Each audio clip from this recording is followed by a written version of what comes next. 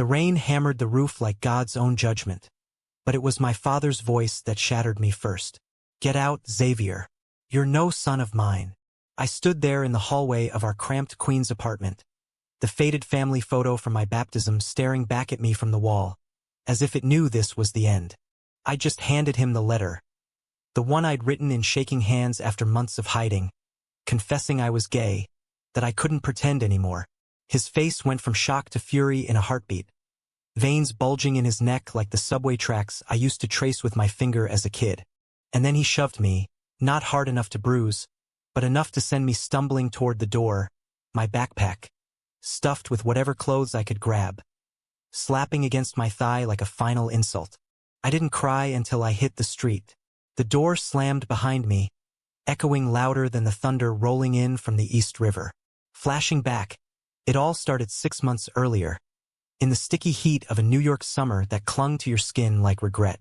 I was 16, just finishing my junior year at Flushing High, the kind of place where dreams went to die under fluorescent lights and the constant hum of immigrant stories. Mine included. Mom had passed when I was 10, ovarian cancer that ate her up quick and left Dad and me rattling around in that two-bedroom like ghosts. He worked double shifts at the auto shop in Astoria, grease under his nails and a perpetual scowl from the bosses who treated him like the Mexican immigrant he was, even after 20 years stateside. Me? I was the good kid. Straight A's, soccer team captain, volunteering at the local bodega on weekends because Dad said it built character. But inside I was a storm. I'd known I was different since middle school, when the other guys in the locker room talked about girls like they were conquests, and I found myself stealing glances at their shoulders, the way sweat traced lines down their backs. It wasn't until senior year prep that it hit critical. There was this guy in my AP Lit class, Marcus, with a laugh that cut through the boredom like sunlight. We started hanging out after school study sessions that turned into late-night texts about books and bands and the bullshit of high school. One night, under the bleachers after practice, he kissed me. Quick, fumbling, tasting like Gatorade and fear.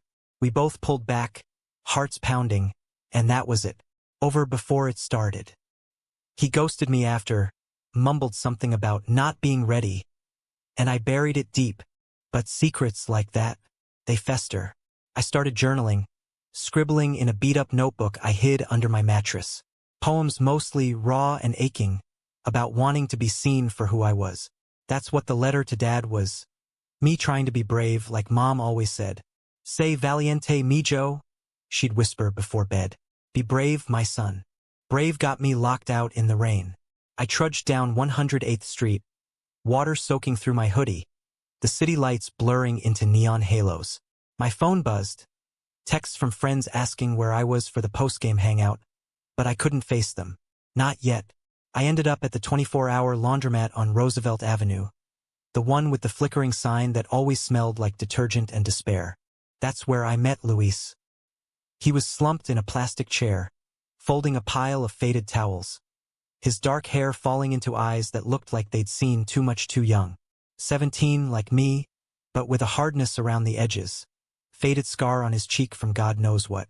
He worked their nights, minimum wage gig to keep him off the streets after his own family drama. "You look like shit," he said, not looking up, but tossing me a dry towel from the stack. His voice had that Queen's edge, clipped and casual, like he didn't give a damn but somehow did. I wiped my face, surprised. "Yeah? Feel like it too." Sat down across from him, the dryer's rumble filling the silence. We didn't talk much at first, just shared the space, two strays in a city that chewed up kids like us. But by the time the rain eased to a drizzle, he'd heard the gist. Dad's rage, the letter, the door.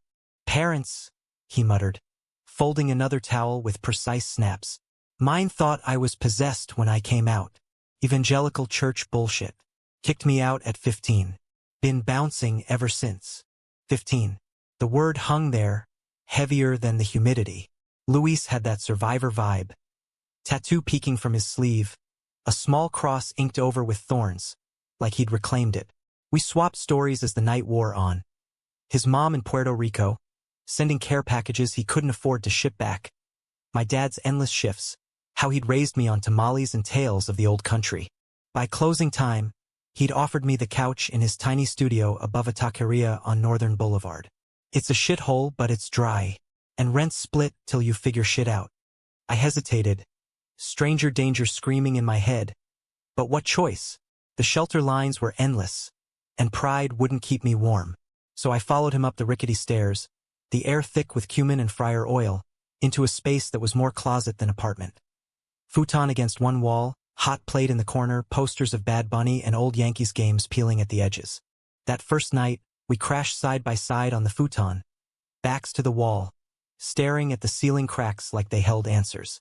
His breathing evened out first, but I lay awake, hyper-aware of the space between us. 2 inches that felt like a chasm and a bridge all at once. Morning came with coffee black as tar and arepas from the spot below. Luis had a shift at the laundromat. I had school. Somehow I had to pretend normalcy.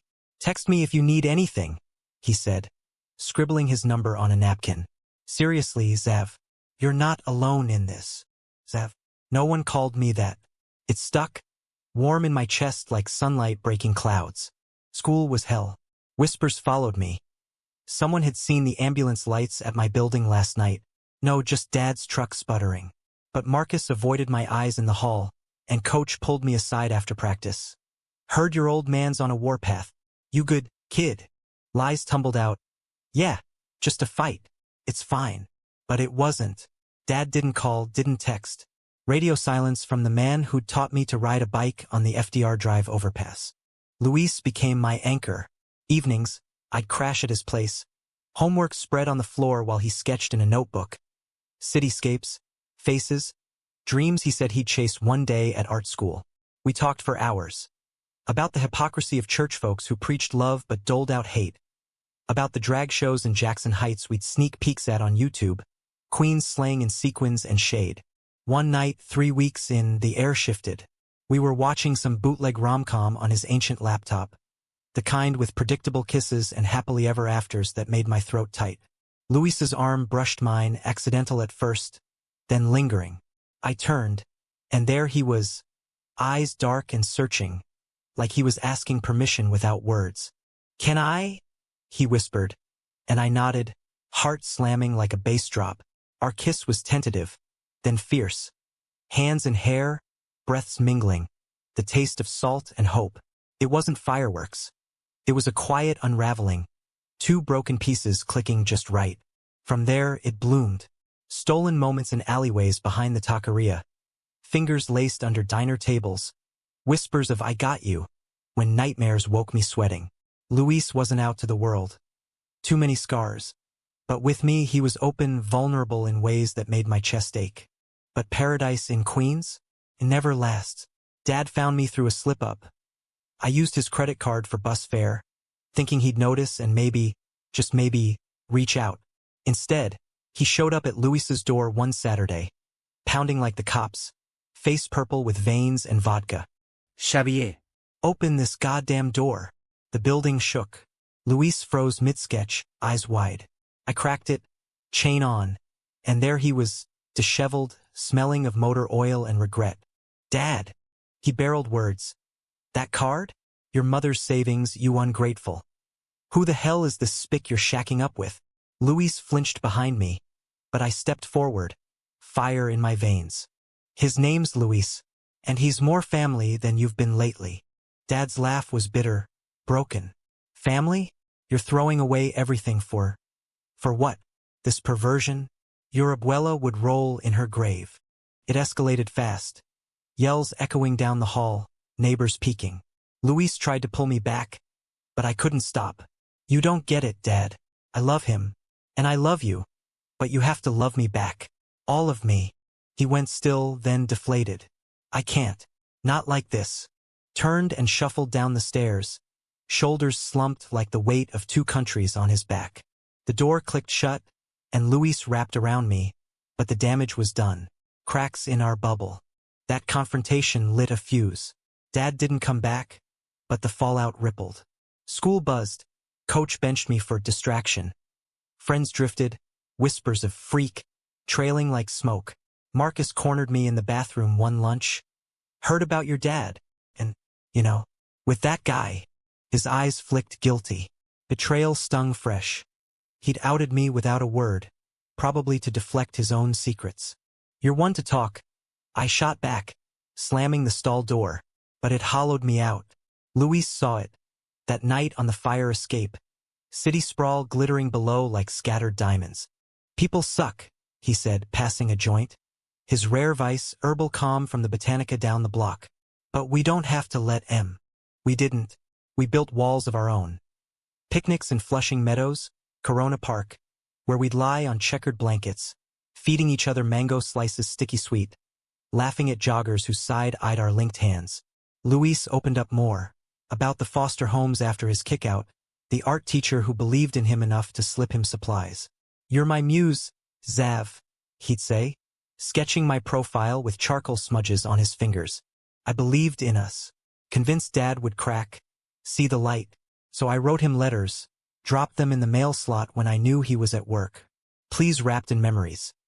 That time he took me to Yankee Stadium for my 8th birthday, hot dogs and home runs, his arm around my shoulders like I was his world. Silence answered, until it didn't.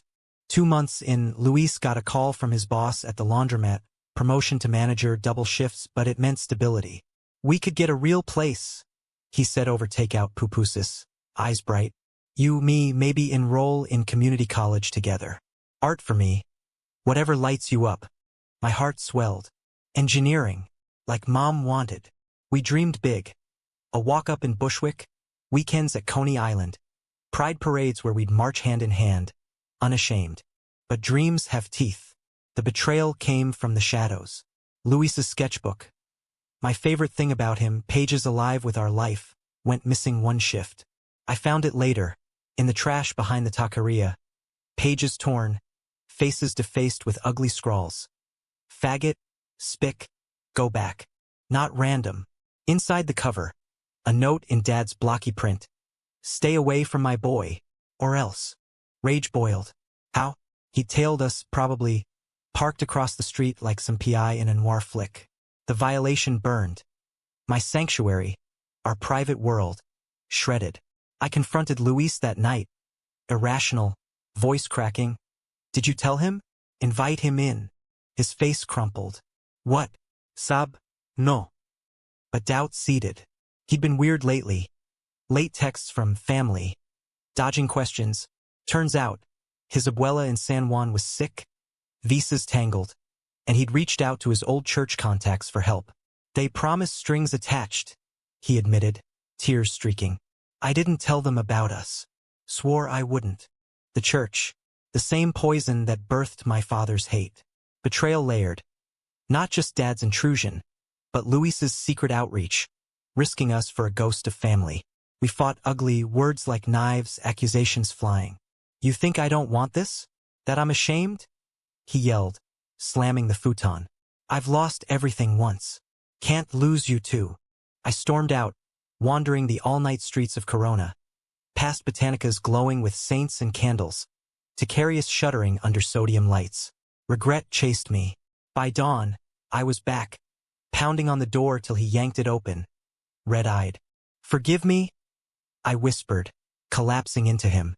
We held on, apologies unspoken but felt, bodies trembling in the dim hall light. Fragile peace. But Dad's note was a declaration. He escalated, calls to the school, claiming I was unstable, pressuring coach to cut me from the team. Whispers turned to isolation. Even my history teacher, Mr. Ramirez, pulled me aside. Your dad's worried. Says you're in with the wrong crowd. Wrong crowd.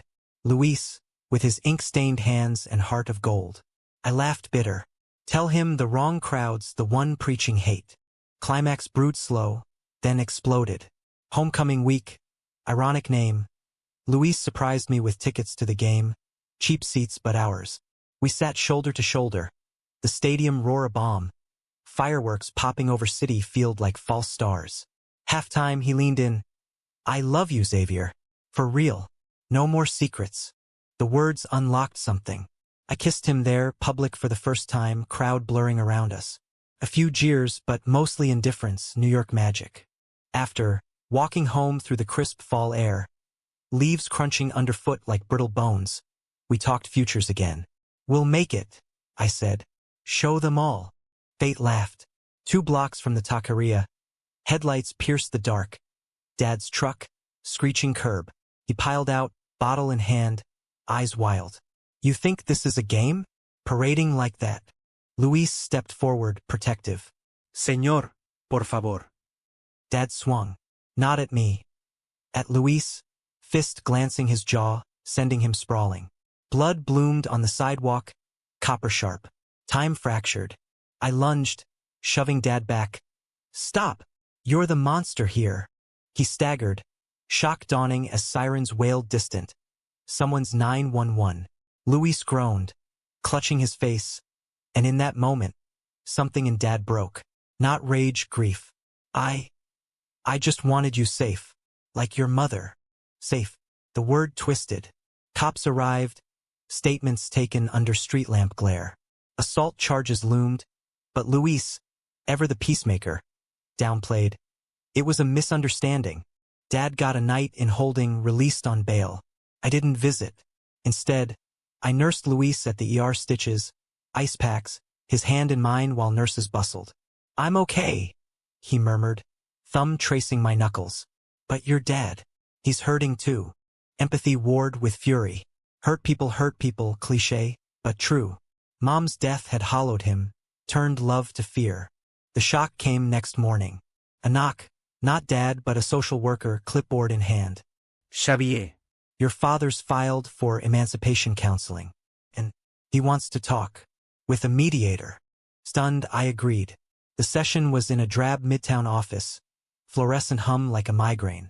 Dad sat opposite, gaunt, hands folded like prayer. Luis waited outside our rock. I read your letters. Dad started, voice gravel. Every one. Burned me up inside. Your mother. She knew, I think. Saw it in you, the gentleness. Said you'd change the world. Tears tracked his cheeks. Mine followed. Why fight it then?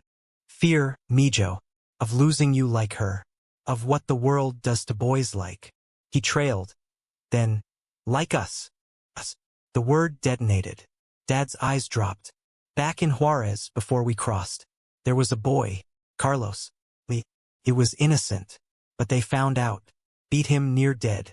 I ran, never looked back. Thought burying it would protect you. Revelation cracked the room open. Not hate. Trauma, generational. Festering like an untreated wound. Betrayal shifted, his, mine, ours. We talked hours, raw, halting. About Mom's quiet acceptance. The letters she'd left me. Tucked in her Bible. Love is love, Xavier. Be true. Luis joined later at my nod. Dad extended a hand. Tentative, scarred. Lo siento. For everything. Forgiveness isn't linear. But in that sterile room, with the city pulsing outside, we started. Not fixed, fractured still, but mending. Rebuilding was gritty work. Like scraping rust off an old Chevy. Dad moved slow. Therapy sessions he dragged me to, mandatory for the charges to drop, but he stuck. For you! He'd grunt over breakfast tamales. The apartment smelling of home again. Luis and I, we navigated the aftershocks. His jaw healed crooked. A faint scar like a badge. But nightmares lingered. Mine too. Flashes of blood on concrete. We leaned harder. Couples counseling at the LGBTQ center in Elmhurst, where a no-nonsense therapist named Carla unpacked our baggage. Trauma bonds you, she said. But love frees. It did in fits. Date nights at the Noguchi Museum. Sculptures cool under gallery lights. Our whispers echoing like secrets shared. Luis's art bloomed. He sold a piece at a local fair. Cityscape with two figures intertwined. Titled Refuge. The check bought us breathing room. A deposit on that Bushwick walk-up, walls we'd paint sky blue. Dad's thaw surprised most. He showed up to my first community college orientation. Engineering program at LaGuardia. Sitting awkward in the auditorium, clapping loudest at graduation mock speeches. Proud of you, son, he muttered after, arm heavy but welcome around my shoulders. Not everyone bought it. Marcus transferred schools, rumor mill churning fresh dirt. Coach reinstated me, but team dynamics soured. Locker room jabs, sidelong stares. I quit soccer, channeled fire into advocacy. Started a GSA club, Gay Straight Alliance, posters plastered in halls with rainbows and quotes from Audre Lorde. Luis co-advised, his sketches turning flyers into art. The real test came spring, pride season blooming in the air like possibility. Dad balked at first, too soon. But I pushed. Come. See what family's really about. He did. June 28th, the march down Fifth Avenue. Rainbow flags snapping in the breeze, drag queens on floats belting Gloria Gaynor, counter-protesters drowned out by cheers. Luis and I walked hand in hand, Dad a step behind, face a mask of discomfort cracking into wonder. A float passed, queer elders waving, signs reading "Love Wins," and he teared up. Your mother would have loved this. She would have. That night, over rooftop barbecue in Bushwick, our new place, string lights twinkling, we toasted her. Dad brought her old recipe, moles simmering slow, stories flowing freer than the beer. Luis sketched us candid. 3 generations, scarred but standing. Betrayal's shadow lingered, though. One night, post-march high fading, Dad confessed more. The church he'd tithed to, the guilt that choked him. I called them after the fight, told them to back off Luis's family. A small redemption, but it mended something. Luis and I hit bumps too. His abuela passed that summer. Peaceful, they said, and grief hit him sideways. Doubts crept. What if I'm not enough? After all this, I held him on our fire escape city hum below. You're everything. We chose this. Every day. Choice. That's the humanistic core, not fate's cruelty, but our defiance. We weren't fixed. Dad still grumbled at PDA. I'd flinch at raised voices. But we chose grace. Climax's echo came fall, my 19th birthday. Dad threw a party, small, bodega crew and a few GSA kids. Backyard strung with papal picado fluttering like prayers. Luis gifted me a sketchbook, pages filled with our year. The laundromat meet-cute, the fight's fury, pride's joy. Inside the cover, to Xavier, shocking the world, one brave step at a time. Dad pulled me aside mid-toast, envelope in hand. From your mom. She left it for whenever. Inside, a letter yellowed with time. Mijo, if you're reading this, you're grown. Remember, love isn't a burden. It's your light. Shine on, no matter who dims it. Tears blurred ink. He hugged me, fierce, unyielding. I was wrong. About everything. But I'm here now. The shock? Not the kick-out or the punch or the secrets unearthed. It was this forgiveness as revolution. A father reclaiming his son. A son loving without apology. 2 boys building from ruins. Years later, I'd look back. Now 25, Luis and I co-running an art therapy program for queer youth in the Bronx. Dad retired but volunteering, grease-free hands passing out flyers. The world didn't change overnight. Hate still simmers in corners, betrayals lurk. But in our patch of America, gritty, golden, we proved love's the real plot twist. It shocks everyone, especially those who thought they'd written the ending. We just kept turning the page.